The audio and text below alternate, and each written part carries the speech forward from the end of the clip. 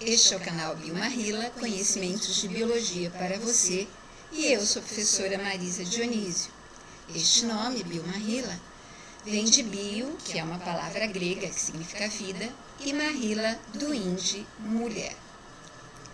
Nós vamos iniciar hoje os nossos estudos sobre permeabilidade celular ou permeabilidade seletiva, e um tipo específico chamado transporte passivo.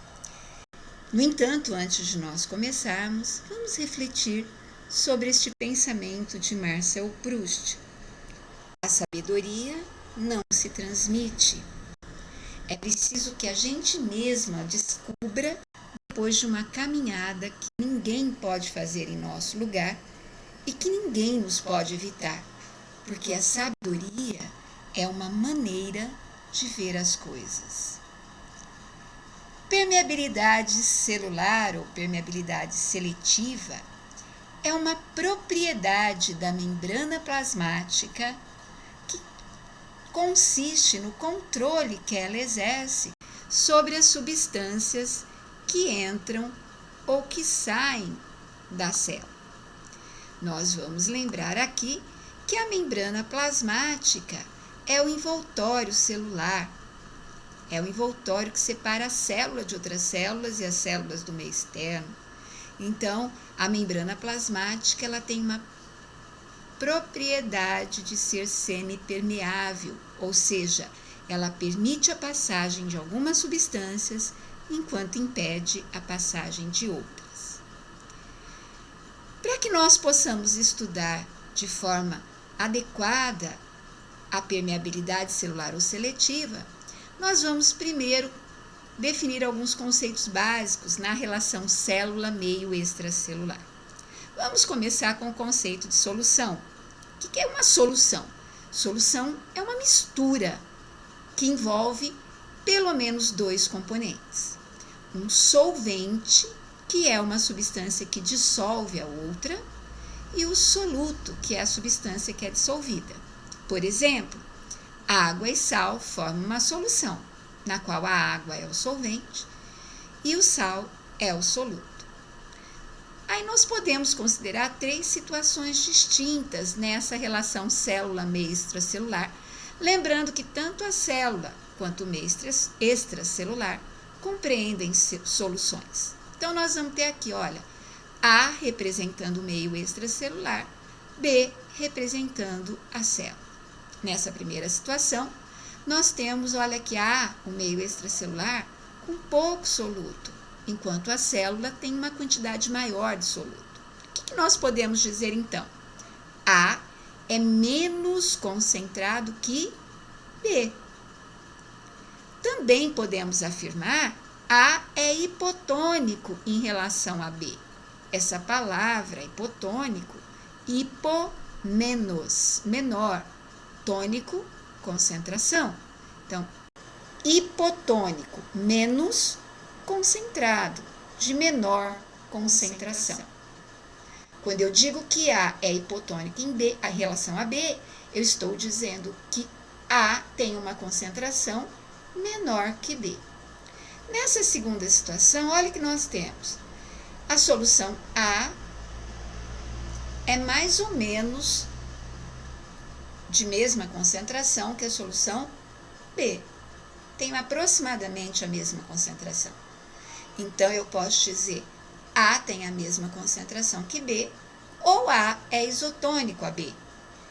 Iso igual, tônico nós já vimos concentração. Então, A é isotônico em relação a B, significa dizer que A tem a mesma concentração que B. E, finalmente, nessa terceira situação, nós temos, olha, o meio extracelular muito concentrado, meio A, e o meio B, que seria o interior da célula, pouco concentrado.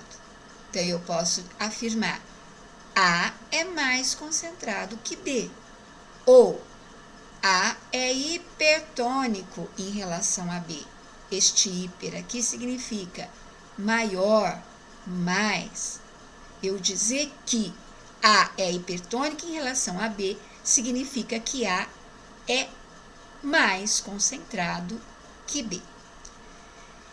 Quando nós trabalhamos com as diferentes concentrações, então, como é que a célula e o meio apresentam diferentes concentrações de determinadas substâncias ou concentrações iguais?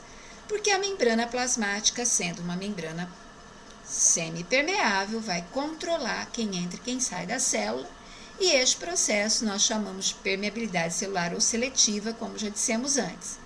Então, nós vamos ver os diferentes transportes pela membrana plasmática que permitem que haja diferentes concentrações de algumas substâncias ou concentrações iguais de outras. Os transportes através da membrana plasmática podem ser de 3 tipos: passivo, ativo ou em quantidade.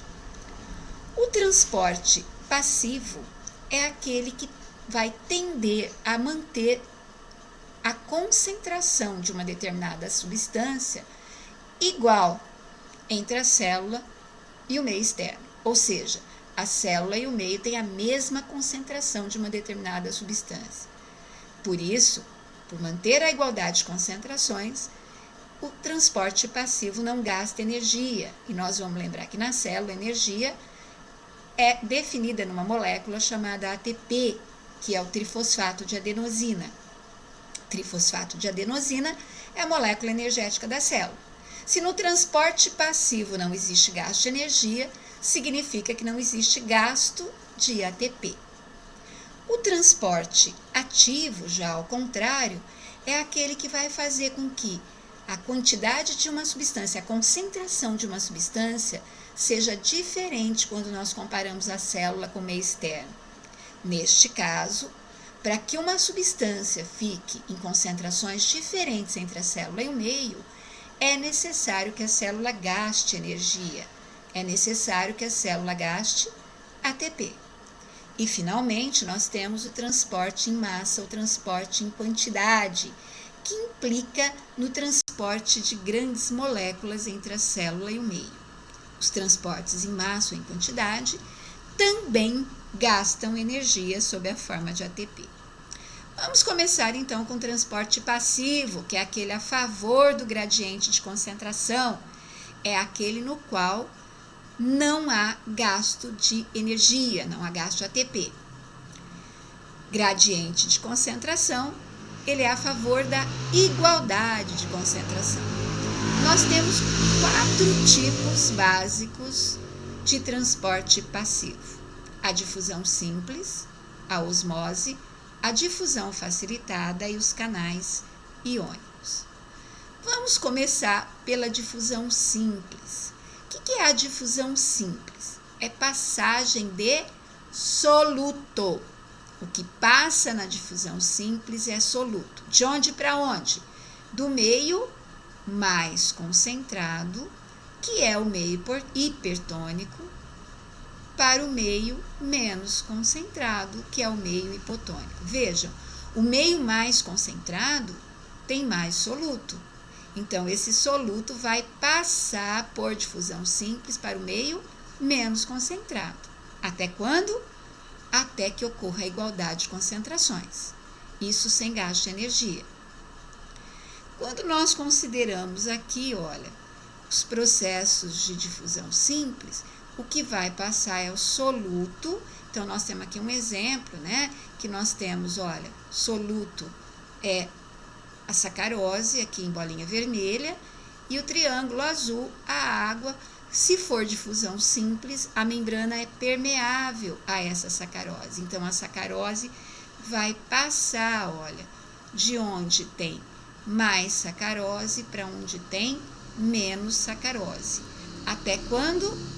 Até igualar as concentrações. Aqui nós temos uma representação esquemática das trocas de gases entre a célula e o meio ambiente, né? O meio ambiente extracelular, que ocorrem por difusão simples. Tanto o gás oxigênio como o gás carbônico passam através da membrana plasmática. Mas a gente tem às vezes a impressão de que o oxigênio entra e o gás carbônico sai. Não, não é isso que acontece. O oxigênio entra na célula quando a quantidade de oxigênio fora da célula é maior que a quantidade de oxigênio dentro da célula, e ele entra por difusão simples. Já se a quantidade de oxigênio dentro de uma célula for maior que a quantidade de oxigênio fora dela, o oxigênio vai sair por difusão simples. O gás carbônico também. Olha, se uma célula tem muito gás carbônico e o meio externo, a concentração de gás carbônico é menor, o gás carbônico sai da célula. Já se a quantidade de gás carbônico fora da célula é maior, a tendência do gás carbônico é entrar por difusão simples, sem gasto de energia. Vejam aqui um esquema básico de difusão simples. Olha, nós temos aqui a membrana plasmática, aqui o meio mais concentrado, está cheio de soluto, e este soluto vai passar de onde ele existe em maior quantidade para onde ele existe em menor quantidade. Do meio hipertônico para o meio hipotônico, até que as concentrações se igualem, até que o meio externo e interno fiquem isotônicos. Todo esse processo ocorre sem gasto de ATP. Bem, outro processo básico na célula é a osmose, que também é um tipo de transporte passivo, que não agasta energia. Vejam, na osmose, o que passa é o solvente, e o solvente da célula é a água. E o solvente passa do meio menos concentrado, que é o meio hipotônico, para o meio mais concentrado, que é o meio hipertônico, até igualar a concentração e sem gasto de energia. No processo de osmose passa água do ambiente onde existe mais água para o ambiente onde existe menos água.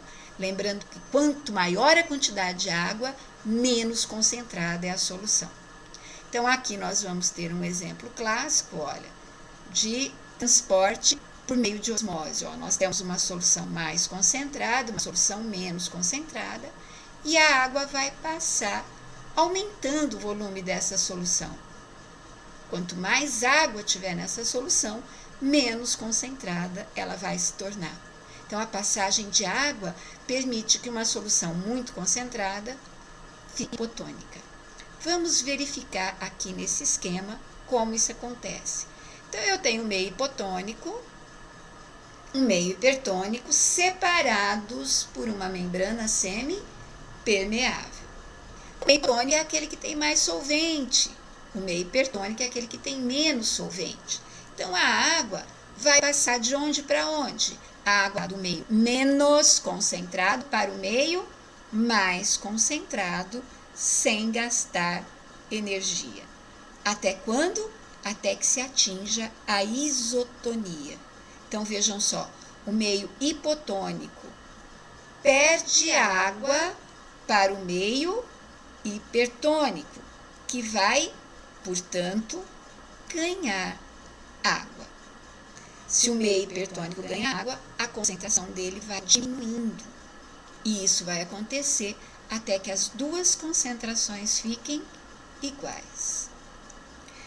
É interessante que nós estudemos o que ocorre, por exemplo, com células animais. Como é que é a osmose nas células animais?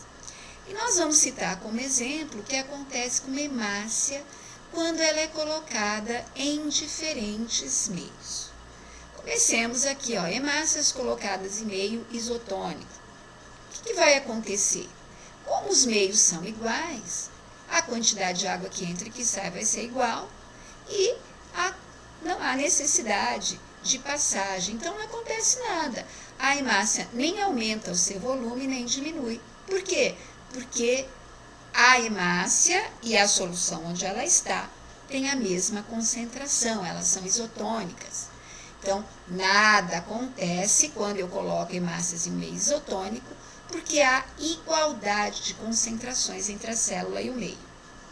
Já quando eu coloco hemácias no meio hipertônico, então vejam, esse meio é mais concentrado, a hemácia é menos, esse meio pode ser uma solução salina. O que vai acontecer?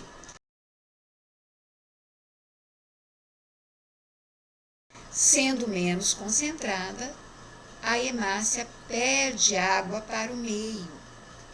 E à medida que ela perde água para o meio por osmose, a tendência do seu volume é encolher e elas ficam crenadas, elas ficam murchas.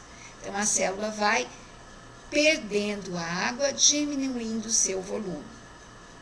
Já quando eu coloco as hemácias no meio hipotônico, no meio menos concentrado, então nós vamos ter hemácias hipertônicas, meio hipotônico.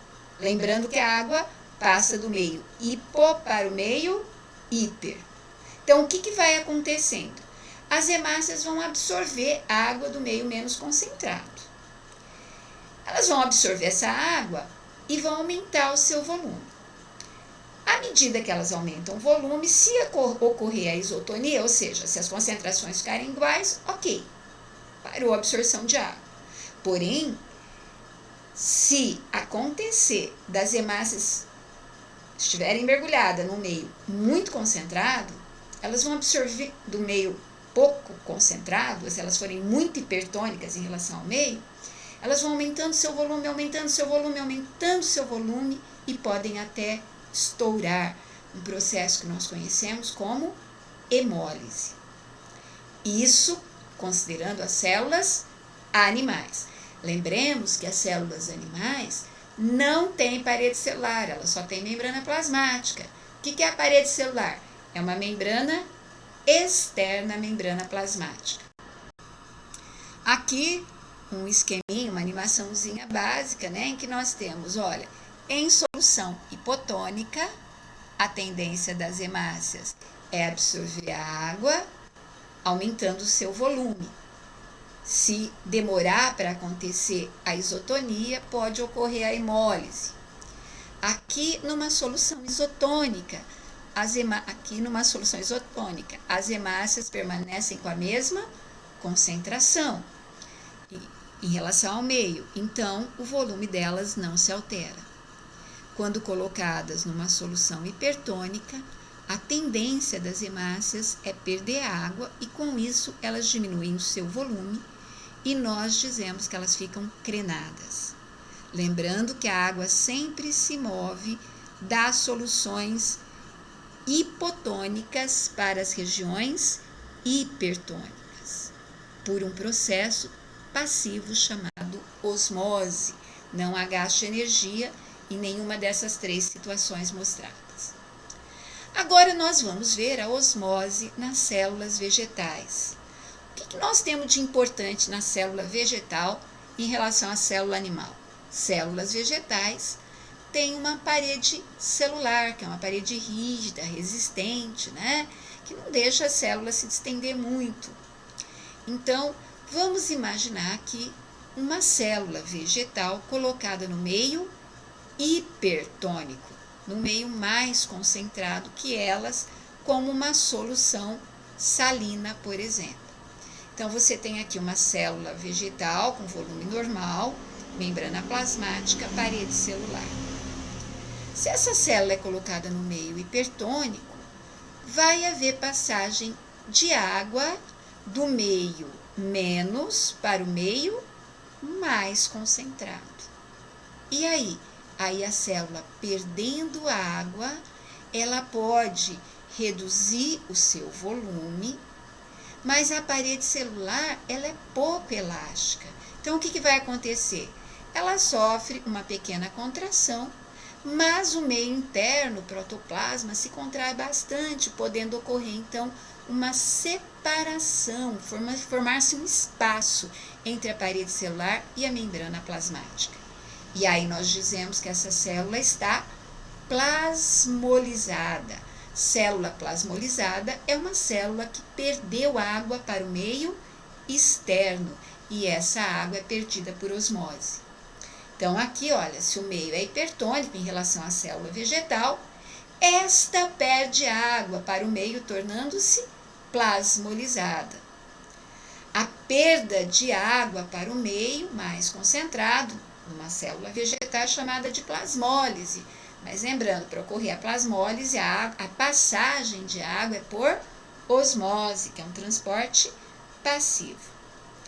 Vamos ver uma segunda situação nas células vegetais, quando elas são colocadas no meio hipotônico, ou seja, no meio menos concentrado que elas.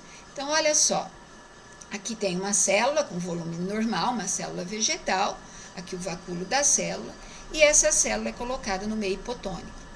Então, o que começa a acontecer? Vamos lembrar, vai ocorrer osmose. E a osmose, a água passa do meio menos concentrado para o meio mais concentrado. Então, o que acontece? A célula começa a absorver a água e vai aumentando o seu volume, tornando-se túrgida.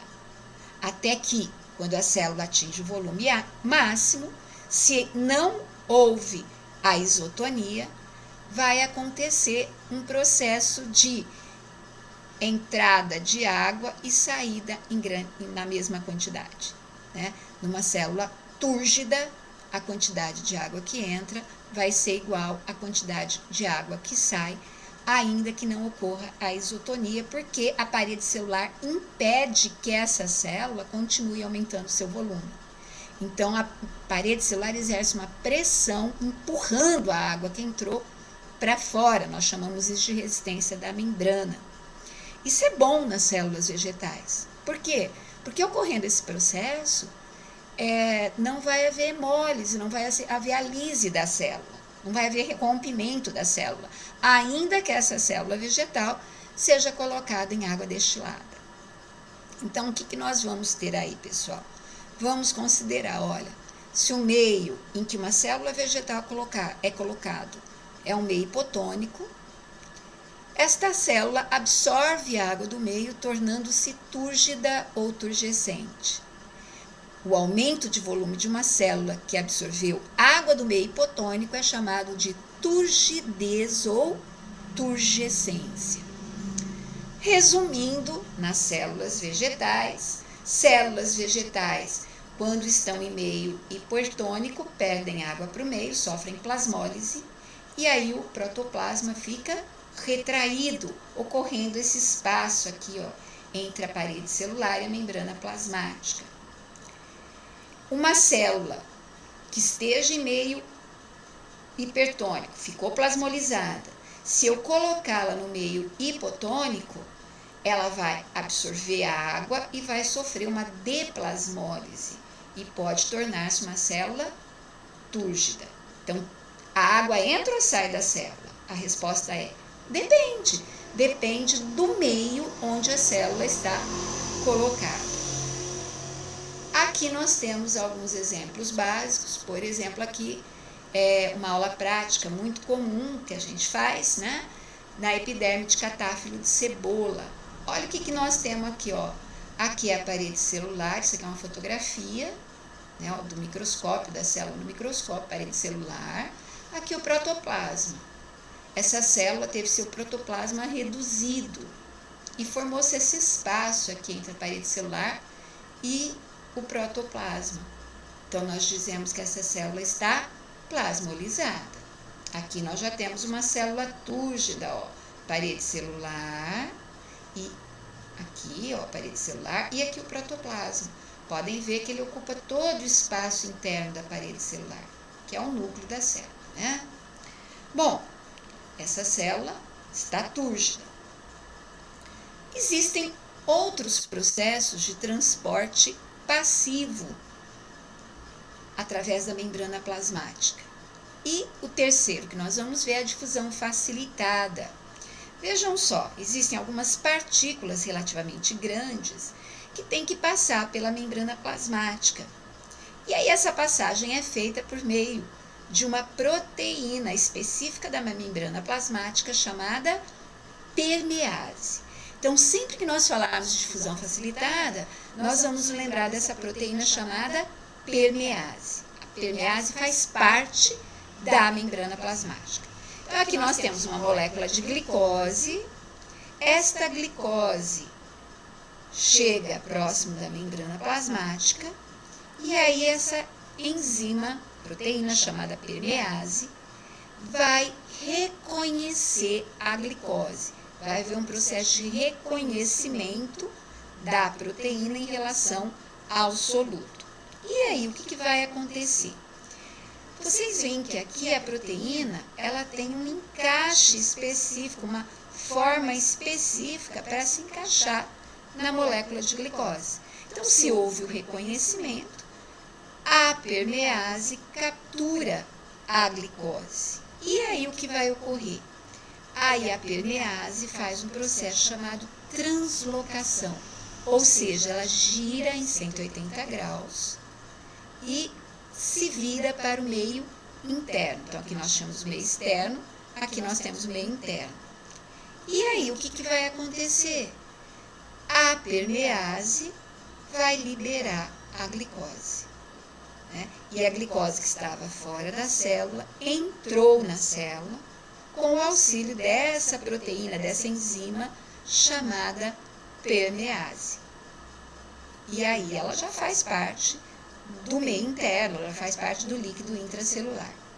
Aqui uma animação muito bacana, olha, a membrana plasmática, aqui é a região de fosfolipídios, aqui é a proteína permease, que é uma enzima. O que ela faz? Ela vai lá, pega o soluto, gira e leva o soluto para dentro da célula. Esse processo, então, nós chamamos de difusão facilitada. Difusão facilitada vai ser a passagem de substâncias através da membrana plasmática, só que essa passagem acontece do meio mais concentrado para o meio menos concentrado, mas ela é mediada por uma enzima transportadora chamada permease. Lembrando aqui que é transporte passivo também, então não acontece gasto energético, não acontece gasto de ATP. E finalmente nós temos os canais iônicos. Canais iônicos são proteínas que fazem parte da membrana plasmática, essas proteínas chamadas porinas, e elas formam poros através da bicamada lipídica, né? E esses poros permitem a passagem de íons. Então vejam, aqui eu tenho uma proteína de membrana, ela está fechada. Aqui é o canal dela, o canal está fechado. Essa proteína liga-se a uma partícula que nós chamamos de ligante, e quando esse ligante se une à proteína transportadora, né, o que vai ocorrer? Vai ocorrer uma mudança na forma dessa proteína, de maneira que o canal vai se abrir. Então, aqui ó, o ligante unido à proteína modifica a sua forma, permitindo a abertura desse canal. E aí, o íon, como o cálcio, o ferro, né, ele vai passar pela membrana plasmática e por meio dessas proteínas, então, que nós chamamos de porinas. Esses canais transportadores de íons, lembrando que íons são partículas eletricamente carregadas, nós chamamos de canais iônicos. Essa ligação entre o ligante e a proteína, que faz abrir o canal, não implica em gasto energético. Se não implica em gasto energético, também é um tipo de transporte passivo. Bem, terminamos nossa aula sobre transporte passivo. Esperamos que você tenha gostado. Se você gostou, dê o seu like. Lembrando, gostou da nossa aula? Faça inscrição no nosso canal Biomarrila, que sempre nós postaremos aulas com temas de biologia para você aprimorar os seus conhecimentos. Até breve!